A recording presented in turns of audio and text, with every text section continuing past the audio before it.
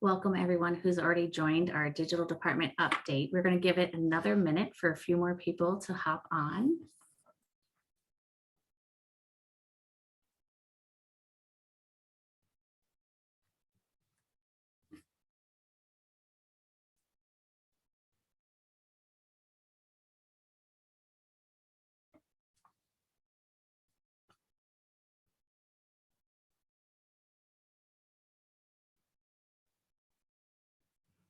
Well, hello and welcome again to this month's Department Update Mathematics. Today we have Dr. Travis Kowalski joining us. And before we start, I just want to remind everyone that today's recording or today's Zoom will be recorded and uploaded to our YouTube channel. I encourage you all to use your chat function. Just go ahead and click that word bubble and the chat window will pop up. Make sure to switch your responses to all attendees so we can all see them. And our alumni encourage you to put your name, your graduation year, and your degree there in your chat so we can see who's representing, if it's our math graduates or ME graduates. I'm excited to see everyone that's here. And with that, I am going to start by introducing Dr. Travis Kowalski. I have the pleasure to introduce him today. He is the head part of the department head and professor in math here at South Dakota Mines. Dr. Kowalski, I apologize, started out as an art major in college, but he changed over and graduated with a BS and a PhD in mathematics. In his own words, I quote, "I never changed my major, only my medium. I make art not for your eyes, but for your mind," end quote. Dr. Kowalski joined South Dakota Mines campus in 2004.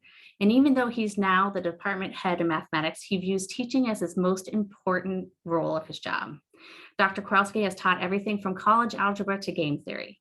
He received both the Bernard's Iniga Award from South Dakota Mines and the Burton Jones Award from the Mathematical Association of America, both for excellence in teaching. We're thankful to have him as part of our campus. And with that, I turn it over to you, Dr. Kowalski.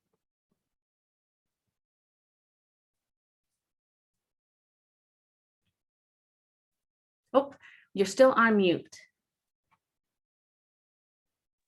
Thank you much. Yes. So thank you everybody for joining us. I wanted to share with you some of the things that are happening in the Department of Mathematics. So give me a moment while I share my screen and we will get going.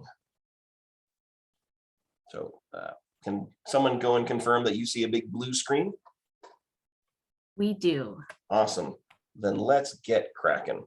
So I wanted to talk about the Department of Mathematics and what it is that we've been doing, what some of our curricular changes have been, what some of our service and location changes have been, and what it is that our student body looks like, where they're going after work, and some of the things that we're doing for outreach, and maybe to give alumni an idea of where we're going and places where you might go and find time to contribute. So without further ado, since 2019, the Department of Mathematics has been a standalone department housed in the McLaury building on campus. We separated from computer science back in 2019.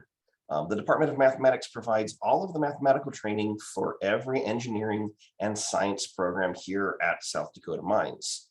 In addition to carrying this service load, the Department of Mathematics also offers a bachelor's degree, RBS in mathematics. We offer 2 specializations, which we introduced just this year, which I'll talk about in a little bit. We also offer 2 minors, one in mathematics and one in computational statistics for our engineering and science majors. And just this year, again, we've partnered with the Departments of Electrical Engineering and Computer Science and the Department of Industrial Engineering to help sponsor a new doctoral program in data science and engineering. So these are all kind of exciting curricular things that I'd like to share with you in just a bit. But first, I kind of wanted to make sure that I get a chance to give a shout out to the folks who I work with, the faculty who make all of this happen. The Department of Mathematics right now has 17 full-time faculty, including me. We also have 2 adjunct professors who you can see on the side and an administrative assistant. And so I wanted to give you a little bit of catching up on who some of these faces are. So in our professor ranks, we have Dr. Karen Brayman, Roger Johnson, Kyle Cottle, and Don Teets. These form our vanguard of research and scholarship. As you can see, they're experts in topics that range from the applied numerical linear algebra, time series, and statistics, to the maybe some of the more esoteric, the historical roots of celestial mechanics. Over the past year, I want to give a shout out to these guys. The two folks at the top, Doctors Cottle and Brayman, were co-PIs as part of a data science hub here on campus for a $400,000 NSF grant that is investigating the use of multilinear tensors in machine learning.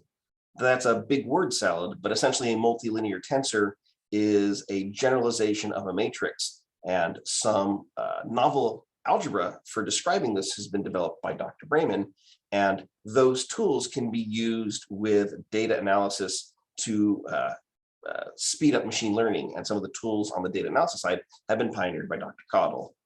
Dr. Johnson in the lower left-hand corner published a book last year called Least Squares and Regression that's designed to focus teaching in the language R for students who are in science and engineering disciplines. The cost of the book, all money that's generated from the book has actually been given to Rapid City Charities. So every time he's used the book, he's generated about $500 to $1,000 worth of proceeds for local charities. Dr. Teets in the lower right-hand corner is the oldest serving member of our department. He's on quantum retirement this fall. He's not actually retired. He's just sort of taking the semester off. He has two big goals with the semester off. One of them is to bike across most of the Midwestern states. And he is also working on a paper on Lagrange's historical paper on the location of the 4 fixed points in an orbit. If you've heard anything about Lagrange points, they're where we stuck the James Webb Telescope. So all of these great astronomical pictures that you've been seeing from the James Webb Telescope has been parked in orbit about 1 million miles away from the Earth in a special spot that rotates alongside the Earth in its orbit. And the historic roots of that come from a paper from Lagrange. And Dr. Teets is working with the original writings of that and turning that into a modern paper. On our associate professors, we have Dr. Marty Garlick, Donna Klicki, and Kyle Riley. Dr. Garlick is an applied mathematician who focuses on biological models. Dr. Klicki is actually a meteorologist and atmospheric scientist by trade who is retiring at the end of the semester. And Dr. Riley is a numerical linear algebraist himself. Let me tell you a little bit about what these guys have been doing over the past year. Doctors Garlick and Klicki are co-PIs on a $20,000 NASA grant to develop middle and high school curricula in computational astronomy. They also spearhead a workshop project that's advertised nationally through NASA to train middle and high school teachers in its use. I've been lucky enough to be one of the workshop presenters and developing some of the tools there. Dr. Riley is actually a mover and shaker in the in the Mathematical Association of America, which is the mathematical society that our program is most affiliated with. He is a former president of the Rocky Mountain section, and right now is just coming off serving as the chair of its Committee on Professional Development. So he has a hand in shaping some of the national policies that govern how schools teach mathematics. So working at both ends of the spectrum, making sure we get students and teachers, training students to come into science and engineering, and then making sure that once they're in college that we build a good solid discipline for them at the national level. Let's take a look at our assistant professors. So Brent DeShawn and Pat Fleming have been here for a while. We have a new face, Neil Steinberg. This will be the beginning of his second year here on campus. He comes to us from the University of Nebraska-Lincoln. He is a specialist in commutative algebra, and specifically what's called torsion in a module tensor product. I am not an algebraist, so I couldn't tell you thing one about what that meant, but I can tell you that it does tie nicely with the multilinear algebra that doctors Brayman and Cottle are working on. And so we're actually looking to sort of flesh out a new, maybe theoretic branch to some of those data science applications. And Dr. Steinberg was going to be leading the way on that charge. We also have a number of lecturers in the department who focus on teaching and scholarship, or pedagogical scholarship. Peter Grieve, Aaron Hanberg, Tristan Lehman, and Matt Leonard are among them. Dr. Hanberg is one of our newest recruits. We hired her last year. She's actually an alum here from the School of Mines and has degrees in music, in art, in physics, and in nanoscience. So she's more qualified than I will ever be. We also have Michelle Richard Greer, who has become our online teaching expert. And another one of our new hires, Jeff Winter, who we hired last year, is coming in as an instructor. He is focusing on our intro math sequence, and he is going to be transitioning to the coordinator of our math center. And we'll put a pin in that. I will come back and talk about our math center. Kathy Durkin is our administrative assistant. She's the glue that holds all of the logistical work of the departments together. And then, of course, there's me, the department village idiot. So that's a group, that's our group of the folks who are running the department, making sure that we are training engineers in science, or science and engineers in mathematics, making sure that we're putting together a good, solid mathematics undergraduate program and starting to work in the new graduate program. So let's talk about some of those things. And I'm going to focus first on the large service role that the math department fills. We teach mathematics to all of the students on this campus. Almost every student on this campus will take Calc 1, Calc 2, and at least one of the courses, Calculus 3, differential equations, and probability and statistics. So it is a significant teaching load, and we want to make sure that students succeed. So high quality teaching is the highest priority in the department. Shelley had sort of mentioned it's my personal the most important goal, but it's the one that we focus on here as well. If we're not training our engineers to do this well, it doesn't matter whether we're training our math majors to do it well or not. We've kind of missed the forest for the trees, if you will. And so I want to talk about what we do on that. Like I said, we teach a whole number, all of the math courses for most of the disciplines on campus. In fact, we teach 1 out of every 6 credits in any given semester here at the School of Mines. We serve all of our hard rockers. Those credits come from college algebra and now pre-calculus, trigonometry, calculus 1, 2, 3 sequence, differential equations, and probability and statistics. This makes up the bulk of what we teach. And at any given time, there are in the ballpark of 180 to 200 students in each one of these courses. The thing about them is that the success in these math classes is key to their success here at Mines. These are the prerequisites that unlock more interesting engineering and science courses for these majors. These are the gateway courses for everybody on the campus. And so what we have found is that success in those early math classes, getting through that Calc 1, 2, 3 sequence, that is the best indicator of success in your later engineering courses. And so we have been actively and aggressively working on how to make that sequence more successful for more students. So in 2021, we implemented a 2-stage plan to improve the success of our students in their initial mathematics placement and retention. And so the 2 stages were introduced in fall of 21 and then in fall of this year. And so I just want to briefly talk about those. In fall of 21, we introduced a brand new course called Math 116, Engineering Pre-Calculus. The idea was that this was going to be a replacement for college algebra, and it was going to be a 5-credit boot camp that was designed to get students calculus ready in a single semester. Prior to this, students would come in to college algebra, they would take a semester on college algebra, and then they would take another semester to complete trigonometry, and then they could start Calc 1, which meant that they were a year behind in the rest of their curriculum. And for a lot of students, being a year behind meant financial difficulties when they had run out of general ed credits, but couldn't take any of their engineering specific ones. So we wanted to make sure that we could go and get students into calculus within 1 semester.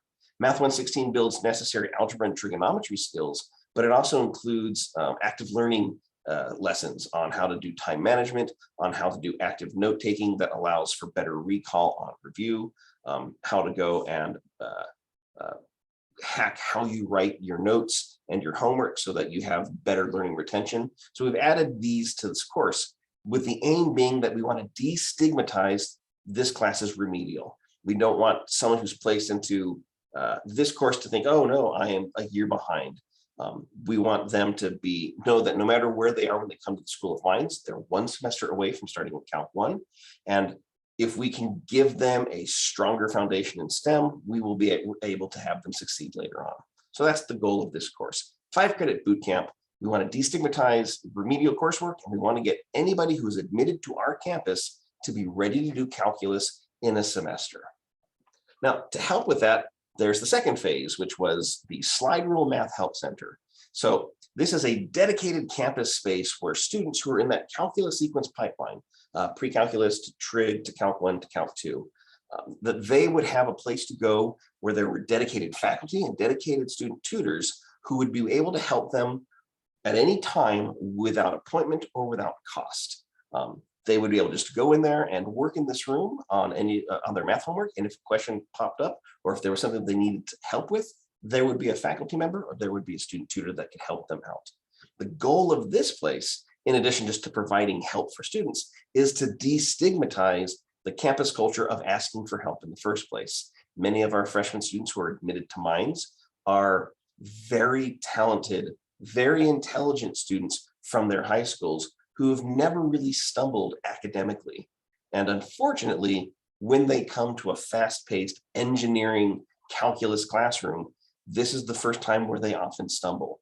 And so they've had 4 years of high school where it's been beat out of them to ask help to understand. That's what you do if you are not a good student. So we want to change that culture on campus. We want students to think that when you come here, you interact with your faculty, that you are in a working relationship with those people.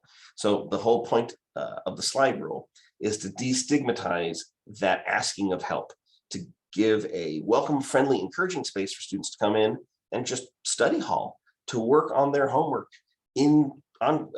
at school instead of waiting till they're home and have no support system, a place for them to meet as study groups or to work on projects together. So this dedicated space for learning of mathematics with faculty and with students.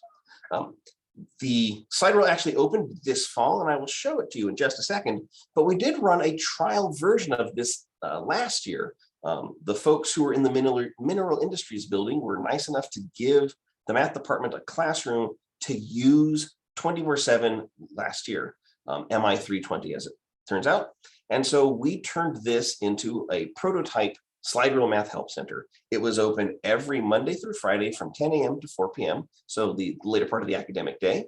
And students could simply come in at any given time. At any point in the day, there was always one math faculty member, the 17 folks that you saw earlier, and 1 to 2 student tutors who were there to help students with homework, to help students understand concepts, to help them learn a little bit how to use the technology that's a part of the class. Each one of those 2 semesters, we served over 250 students with an average of about 115 to 120 students per week. And we logged in one-on-one interaction with students over 2,000 hours of interaction each semester. The first year was a trial run. We didn't have some of our tracking technology up, but we did our best to keep the data there. And although it's a little bit rough and a little bit noisy, this initial data shows that there's a positive correlation between students who regularly attended, who carved out an hour or 2 each week to come and do their homework regularly, and their final course grade. In some classes, up to 2-letter grades, average of about 1-letter grade for continuous attendance. So one year of preliminary data is promising. So this year, though, we've been able to launch the Slide Rule Help Center in its final form as part of the Devereaux Library renovation. So if you haven't been to campus in a while, you might remember the Devereaux Library as being that big brick building with the little prisoner windows, those tiny vertical windows. As you can see, it's gotten a major overhaul. It's been turned into a largely glass enclosed space. It's very, very bright. The library holdings have been moved to the upper floor, and the second and third floors have been turned into student-centered spaces. I've shown a schematic of the second floor. The dark red area is our testing center. The pink area is just open study spaces. The green portion is a makerspace, and that sort of trapezoid over in the corner that's in purple, that's the slide rule. This is the drop-in math help center here on the new Devereaux Library. And so I wanted to show you what this place looks like from the inside. It's a big glass room. It's got a number of modular tables, chairs, and glassboards so that they can be arranged to help students in different groups. It seats upwards of 50 students. It was completely full. Actually, I paused the camera right here. If you were to lift those blinds straight up and look dead center through the television screen right now, you can actually see the McClory building. So we're an eye line from each other.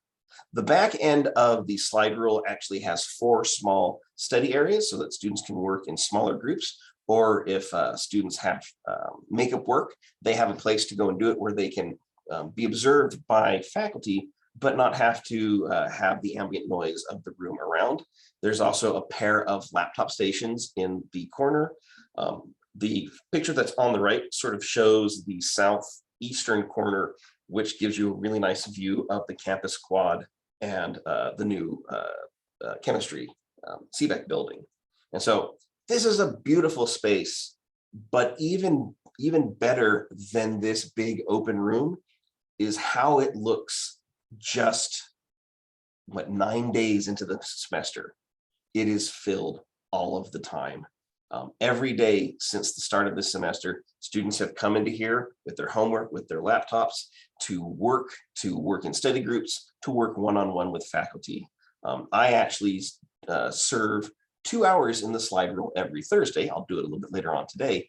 And in the 2 hours that I served in the slide rule last week, my student tutor and we were busy the entire time. I didn't sit down once, moving from student to student, helping students who are in pre-calculus with their rules of exponents, helping students who are in trig, practicing with the unit circle, helping students who are in Calc 1, trying to understand the structure of a limit, and helping students who are in Calc 2, trying to remember how to do U substitutions after a summer of having let go. And so we were just jumping from student to student to student, being able to help folks who were in all manner of disciplines. We even had some chemistry students who had popped in at one point just to get some help understanding the mathematics of unit conversion.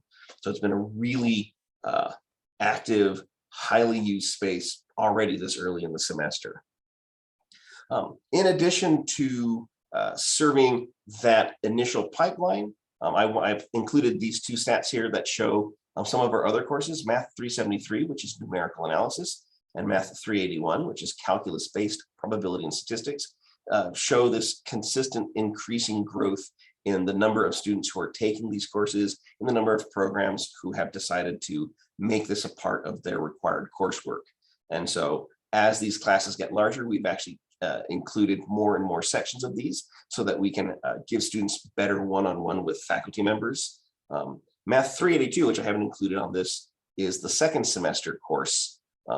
Because there has been increased growth in that, it was a class we would only teach once a semester. Now we offer at least 1 section every single semester to make sure that we can provide that education for students in all of the majors on campus so that they can fit whatever timeline they've got.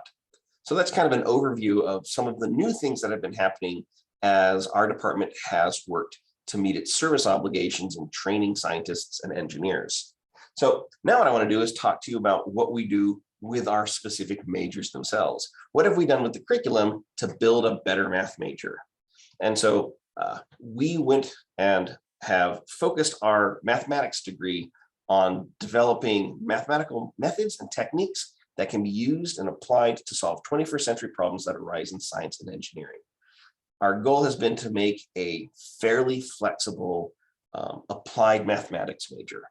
And before I tell you what goes into that recipe, I'd like to at least let you meet some of the math majors and show you what they go and do. Right now, we currently have 36 mathematics majors. We have historically averaged around 40. We had a bumper crop who graduated last year. One of our goals is to get this up to that number to be about 70. So we'd like to double the current size of the student population. About 40% of our students are women. The national average for a math department is about 25%. So we are very close to parity. We're well above average. Also, about 40% of our students are double majors. They come into mathematics from one of the other routes once they get to a class past Calc 2, Calc 3, or differential equations, or probability and statistics, or mathematical modeling. One of those courses, students tend to find that they really like mathematics once they've got past the grammar part of it. And so about 40% of our majors at any given time are double majors who've come in from another route. Mathematics remains the most popular second major on campus. We are the #1 +1 at the double major party. And the most popular double major itself is math and computer science. So if you're at the School of Mines and someone says that they are a double major, the correct response is, so math is your second major, what is your first? That's kind of one of our biggest sources of students. What else can I tell you about our students? Our students compete in a lot of mathematical competitions. We send teams to 4 contests usually every year. The first 2 that are shown on this list, the Midwest Undergraduate Data Analytics Competition, or MUDAC, is a competition that happens every spring. Mini Analytics is a contest that happens every fall. We have a burgeoning data analysis team here, an undergraduate team called the Data Miners. They're coached by Dr. Cottle and also Dr. Hoover from computer science and electrical engineering. And we send teams to each of these. In fact, sometimes we send multiple teams to these contests every year. We also go and field a group for the Putnam competition, which is America's version of the Math Olympiad. It happens typically in December. When we also, most years, will field 1 or 2 teams who compete in the COMAP International Mathematical Contest in Modeling. And so depending on where students' skill sets lie, or whether they are very much in the spirit of data analysis or whether they're very much in the spirit of abstract mathematics, we do have a contest that we can go and let them play in. And I want to point out that we do a pretty good job. The data miners teams in particular have never come back empty-handed from any competition they've gone to. And so here are some pictures of some of our winning teams. The student who's in the upper left is Sam Powers. He was part of one of the data miner competitions, and he actually won a $1,000 scholarship from Mini Analytics because of the quality of the teams that School of Mines has been sending. So the School of Mines is starting to get some good traction in these competitions. This group that is in the upper right-hand corner, they won at Mini Analytics, I think 2 years in a row. They entered once as a novice and then entered again as an undergraduate, took first place in both competitions. And although they entered their mathematical toolkit in the undergraduate competition, it turned out that their predictive model over a week of real world data outperformed not only every undergraduate competition team, but also every graduates team as well. And so just excellent work by our students in these competitions. So they've got their 4 years. At the end of each 4 years, we typically graduate about 6 students per year. We get about 6 students who come in. We graduate about 6 each year. This past year, 2022, we had a bumper crop. We graduated 12 students, including the first students in our new mathematics major and some of the final students who are graduating from the old applied and computational degree. About 1 in 8 of our graduates historically has gone off to grad school to pursue a degree, master's or PhD in mathematics. We've got a 100% acceptance rate for our graduates getting into grad school. The rest of our graduates go and start their careers in industry. Currently, our grads have about an 85% job placement rate. It is historically hovered closer to 90 to 95, but we got hit by the plague, and so our numbers have been slowly recouping as the pandemic has sort of wound down. Our graduates also have an average starting salary of about $61.5 thousand. So where do our graduates end up going? Well, a number of different places. The top 3 job opportunities, career paths that our majors take are in the fields of data analysis and visualization. About 1 in 8 of our students will do that. Actuarial science and financial analysis, doing risk analysis. And 1 of 8 in our students will go and do that. And like I mentioned before, about 1 in 8 of our students will go on to grad school and will pursue careers in academia. That takes up 39% of our graduates. The largest single career path that our graduates take is software testing and development. That's really the path that our math computer science double majors take. Like I said, they're the most popular double major on campus. What are some of the other common careers? Quality assurance and testing make up 7%. Various banking and trade mathematics groups make up about 5%. And then the remaining majors are sort of split in fields including aerospace and space exploration, telecommunications and technology, resource management, and various fields of engineering, particularly a lot of our double majors. And so that's kind of a breakdown of where our students go. Here are some of the places that our students have gone to, and you'll notice on the tech side, some big names like Microsoft, Google, Garmin. You'll notice some big defense contractors like Northrop Grumman, Boeing, and Lockheed Martin. You'll see a lot of government agencies like the USDA, the USGS.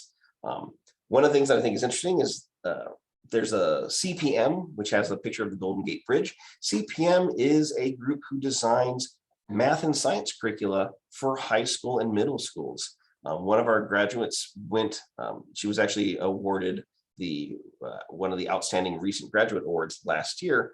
She graduated from School of Mines, went and taught on the Pine Ridge Reservation for a few years, and decided that she really wanted to make sure that more people could get into mathematics sooner. And so pursued her doctorate in mathematics education and is now a research scientist and the head of research at CPM. So just a wide array of professions and fields that our majors go into. They follow where their passions are, and then they use the toolkits that we're building for them to be able to go and do research and to make things happen for them. I always like to go and at least point this thing out that every year, places like US News and World Report or Business Insider or Glassdoor, they put together their lists of the top jobs in America. And here are the 2022 rankings in the US News and World Report. In their 30 best business jobs, statistician, data analyst, actuary, and mathematician are part of their top 30. Glassdoor, their list of 50 has a data scientist, which they count as math and computer science, a data engineer, which they think was math and software engineering, and actuary round out their top 50. And so statistician, actuary, data scientist, those are what it is that our students are doing. And they are not just starting jobs, but they're starting their careers and very, very good, satisfying careers. So how do we actually go and get our students who like to go and compete, who are double majors, and how do we get them into grad school? How do we get them into these jobs? It's the curriculum. It's a fairly rigorous curriculum that we've put together because of these historic trends, where it was that our students were going in big en masse, but also the wide variety of other disciplines that they were interested in. In 2020, we revised the mathematics degree to streamline its core classes and expand its elective offerings in order to make it much easier to customize and talk to job recruiters. And so we built it so that we could allow students to specialize in mathematics subdisciplines, or to make it easier to double major and add their mathematical training as a problem-solving toolkit to their engineering or science training. And so this is what that new curriculum looks like. Here it is in candy colored flowchart form. There will be a test at the end of the presentation, so memorize this. I kid with you. The one thing I wanted to point out about this is in this picture, you'll notice there's this big purple block down in the right-hand corner, that purple block that says free electives. We've carved out, roughly speaking, this little quarter chunk of their degree to specialize in the kinds of math, science, and engineering courses that would be needed to get them to talk to a recruiter, to get them through the recruiter's door at the career fair or when they're looking for a job, to give them the specializations needed to hone their degree for their engineering fields. And so this group right here allows them to very easily double major if they're coming in from another discipline, but it also meant that we could turn these things into specializations. And so this semester, we're debuting 2 specializations that are designed to talk and address those 2 fields that our majors are most likely to pursue on their own.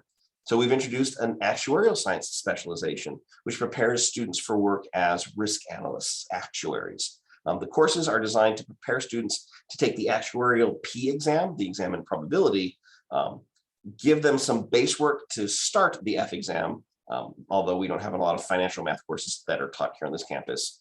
And we lay the groundwork for some of the more advanced math exams that an actuary would take next to that, in addition to building some of the computer science tools that are needed to work there. We also introduced a data science specialization. You'll notice that big green line in the middle of computer science courses. This is designed to help students who want to pursue careers as data scientists, data analysts. The courses focus on core mathematical concepts and a broad computer science background so that they can do non-trivial work with machine learning and artificial intelligence. These both went online in fall of 2022. And I think we've had our first person who has signed up for the data science specialization. And one of our freshmen has come in looking to do the actuarial science specialization. So as tools for getting students interested in pursuing mathematics, so far they've been working pretty good for us. One thing that's common in all of our programs, be it the main major or either of the 2 specializations, are these 2 little credits at the very, very end, Math 498 leading to Math 402. This is our 1-year mathematics undergraduate research sequence, and it is, for my money, the thing that is maybe the most important in terms of getting our graduates into graduate school or getting jobs in the field. This is when students go and they do research on a mathematical topic, and then they prepare a written thesis and a professional presentation. In other words, it is the nuts and bolts experience of an applied mathematician solving a problem for which the solution is not known.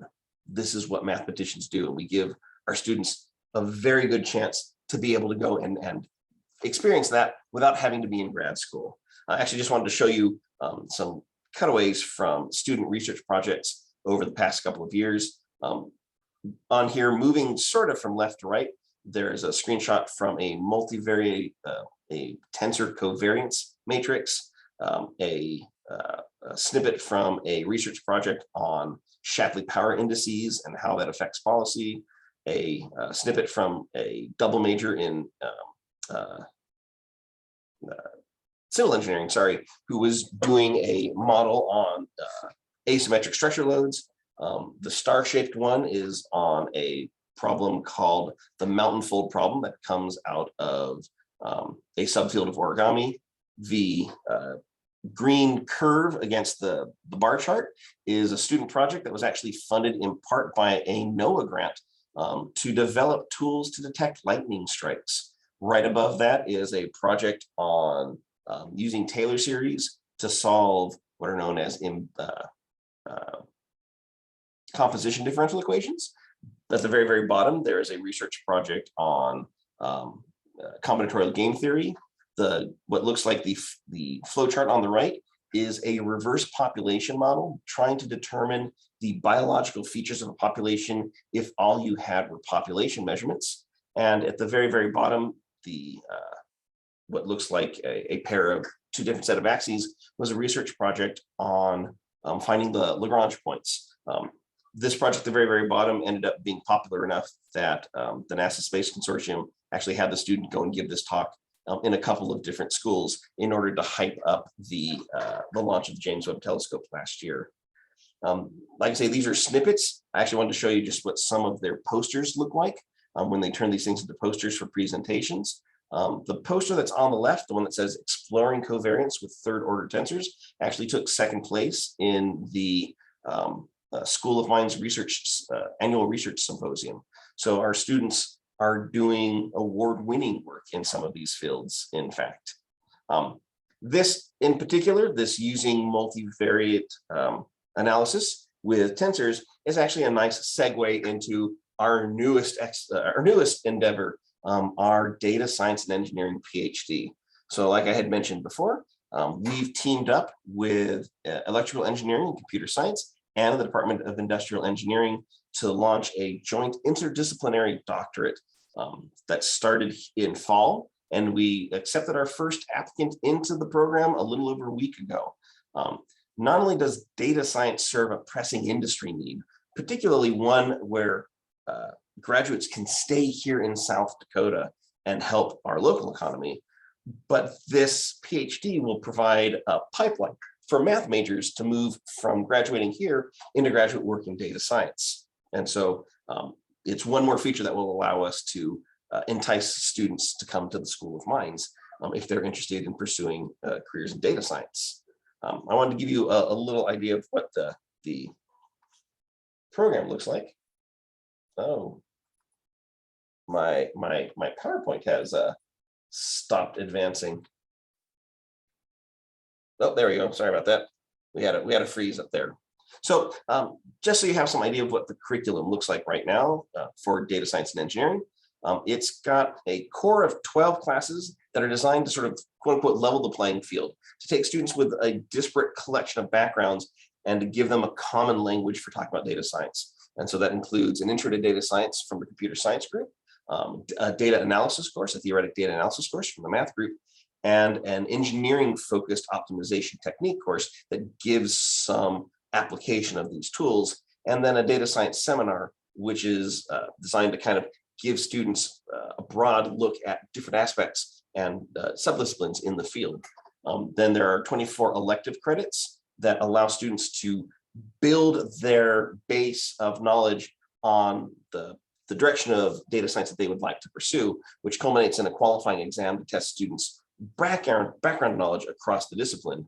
And then students will phase over into 36 credits of doing data science research.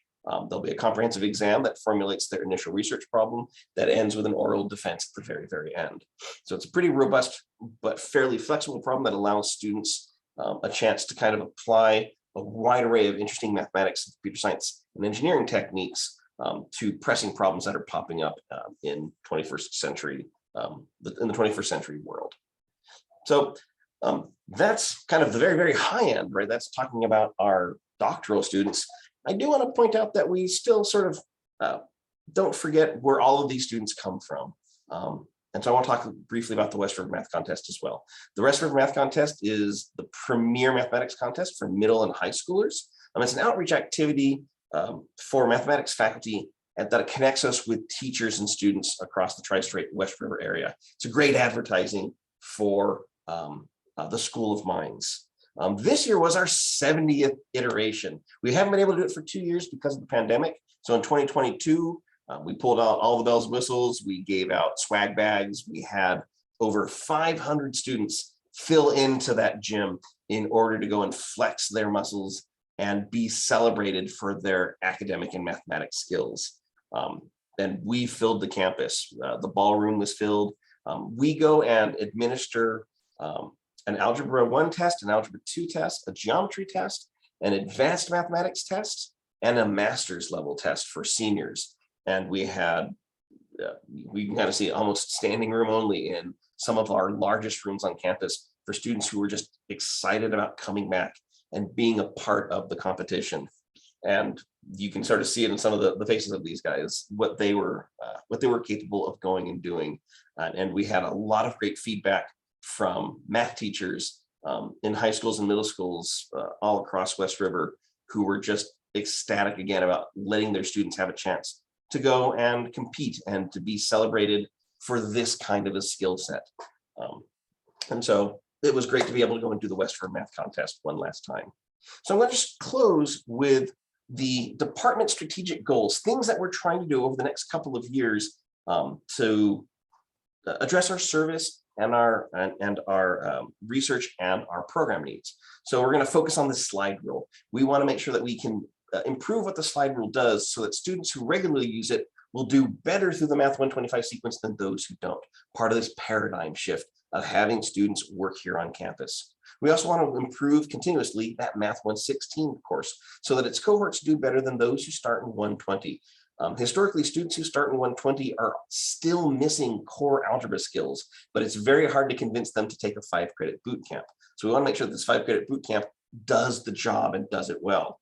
It's been around for 1 year already.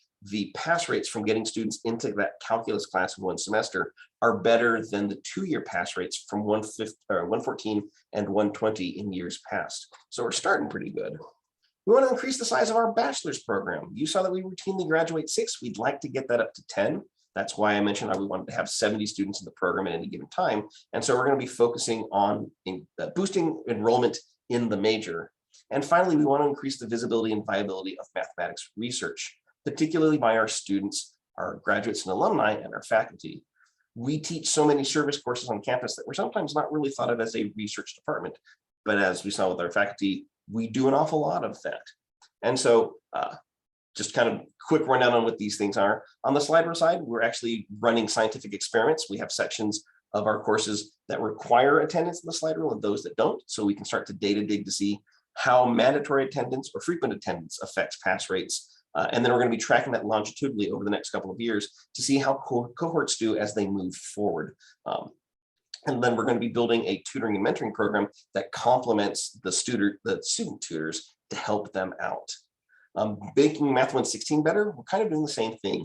We're analyzing the pass rates and doing some longitudinal tracking, and then figuring out what curriculum skills we need to integrate into that program, into the boot camp, to make sure that students are getting the outside of math skills that they need in order to be successful. And this is kind of a constant assessment focus for the program.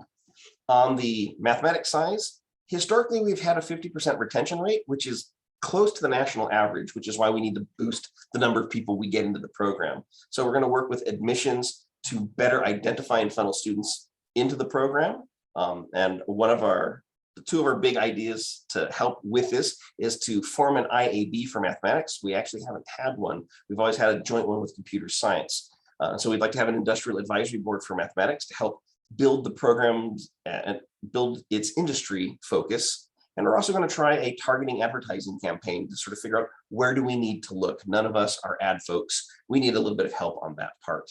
And then finally, to increase the visibility and viability of our mathematics research, we're going to be working more actively with marketing and communications. So if you follow the school's social media, the Facebook or Instagram, or just the school's webpage, we're going to be posting a lot more aggressively the kind of work that our graduates are doing. But also we want to make sure that the work of people in industry and those going into grad school, our alumni, what it is that they're doing. We want to make sure that we're sharing that and advertising that in the McClory building for students who are both in the major and who are just waiting for their math classes in between times to kind of put an emphasis on what you can do with this degree and what it is that people are doing just to ignite that interest in what mathematics does. And so if you're interested, there's lots of ways that you can be involved in helping shape these things. You can support the slide rule. We're looking for ways to make sure that we can keep paying our tutors and have enough tutoring support there. You could volunteer to work on our mathematics institutional advisory board as we start to put that together over the next semester. You could share your stories of your professional mathematics work, either by coming and talking to one of our upper level classes or giving us a quick video feed that we can start to advertise in the building itself. You can help sponsor the West River Math Contest. Have your company's name pop up in the flyers that we hand out, and we'll give you a shout out at the very beginning of that competition. And so that's kind of a quick rundown of what it is that we have been doing here in the mathematics department. And so I think with that, I am going to stop sharing my screen, and I will let Sherry go and address any of the questions that have popped up. You had it right the first time. I had it right the first time. Yeah. I'm sorry. That's okay. We did have a couple questions come through. First, we had a comment in the comment area that they just really love that pre-calc class. So that was one of our comments. But excellent. Thank you. Yeah. One of the questions is that this person, I'm not sure if the question's written well, I'm gonna be able to say it, make it understandable, but do you data sets from industry? This person works daily with time series data. So do you use data sets from industry? I bet they mean. So in our data analysis class, yes, we do. We solicit from industry, and we actually use some data sets that come from national organizations. in the data science PhD, we would really like to be able to have access to those. One of the goals in that PhD program is to build a collection of data sets, especially with local industries and with local groups. And so if you are interested in sharing some of those, please give me contact me, send me an email afterwards, and I can connect you with the program coordinators who are starting to build the infrastructure to accept those data sets and be able to have them for our students to do research on. Perfect. And he actually just replied that he can help, and he gave me his email that I will send on to you. Woohoo, So, thank you. yes, thank you, Randall. We also had a comment here that of all the Minds Zoom sessions that this person has attended, he would put today's math presentation at the very top. It was excellent, informative program. He said almost enough to get him back into the classroom after 60 years. So well done. Well done. Come back, join the dark side. Right. This is the art training in me. I can't, there's nothing worse than a boring PowerPoint if you're in the audience. So if nothing else, I'll at least try to make it pretty for everybody. So thank you for that. Absolutely. And if anyone else has a question, quickly throw it into the Q&A while we wait to see if there's any other questions. I just wanted to remind everybody that today's session is being recorded and will be uploaded to our YouTube channel. We'll send an email out to everyone that was able to make it and those that signed up that weren't able to make it today, so they have access to that to share it with your colleagues. It's open to share with anyone you want to have see it, even if you have a student that you're thinking about to recommend Minds for. Show them our math department and all the amazing things that they're doing over there. I would like to introduce myself. I always kind of leave this till the end because I never know how much time I'm going to have. My name is Shelley Granager. I'm the new Director of Alumni Relations here at CARA. And my email is on my picture. So if you want to reach out anytime with ideas or thoughts on updates you want to see, I am here and would love to hear your suggestions. I'm going to share my screen real quick. We have some upcoming events here at South Dakota Minds that I just wanted to pass on to everybody.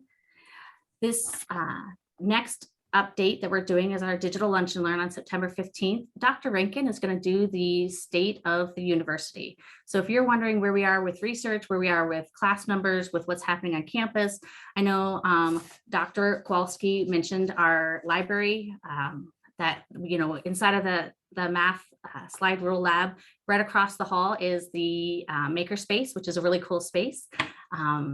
So I would love for if you guys come to campus, feel free to stop through and take a tour. We have some. I'll give you a cool slide rule sticker too that you can put on your computer there. There you go, some swag. We have several things happening. We have the career fair happening here soon. So some of our alumni I know are coming back to recruit. We have our employers happy hour that we at CARA will do on that Tuesday. Dr. Rankin's president's office will do one on Monday, same spot, same time. And then we have our football games. Anybody that comes through town, or if you're local here, we would love to have you join us at one of our tailgates.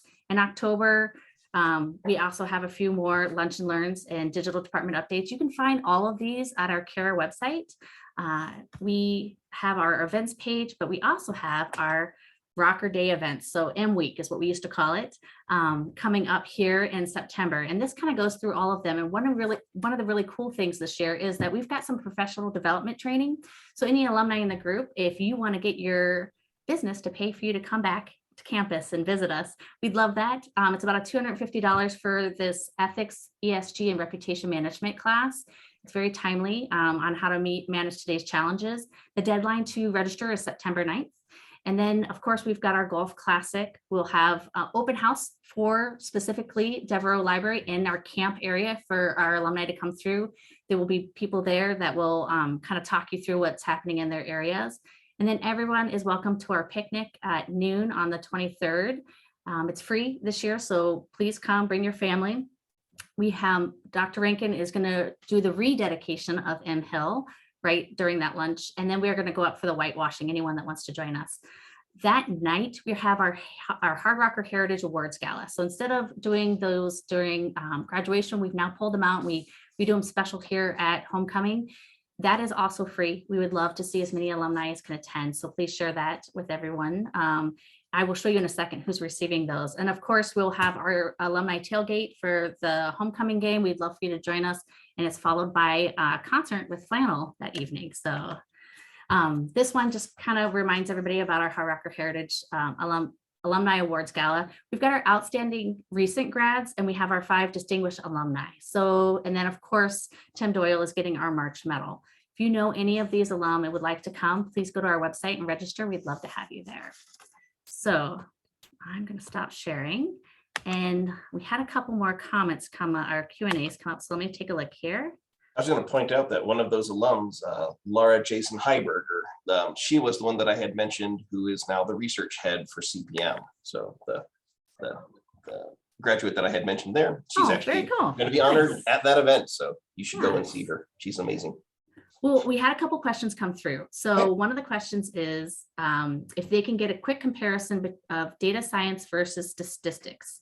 It seems like data science is quite new to this person. So I can give a facetious answer, and then I can give a metaphorical answer. So the facetious answer is data science is the sexy new statistics.